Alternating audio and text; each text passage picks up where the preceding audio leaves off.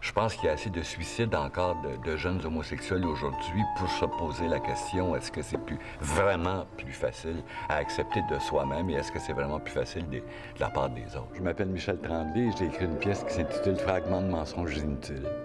Quand on crée un Tremblay, c'est un événement. La société change, évolue, c'est bien évident, mais ça ne veut pas dire qu'individuellement, tout le monde suit cette évolution-là. C'est deux jeunes garçons qui sont soupçonnés d'avoir une relation amoureuse. Et un des garçons est situé en 1958, c'est Michel Tremblay, en fait, avec sa mère, son père et le prêtre, l'aumônier de son école. L'autre garçon est en 2008, avec son père, sa mère et le psychologue.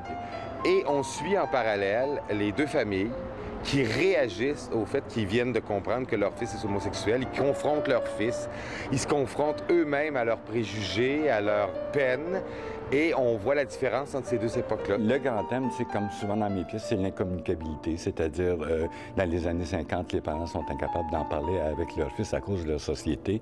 Dans les années 2000, c'est parce qu'individuellement, il y a une espèce de pudeur qui les empêche de parler d'homosexualité avec leur fils. C'est un rendez-vous pour moi, pour les acteurs qui ont tous accepté avec énormément de joie de créer un Tremblay et pour le public qui va assister à la création d'une nouvelle pièce. Manquer ça, ça serait, dans 10 ans, on se dirait « Merde, j'aurais pu être là, puis je suis pas allé ».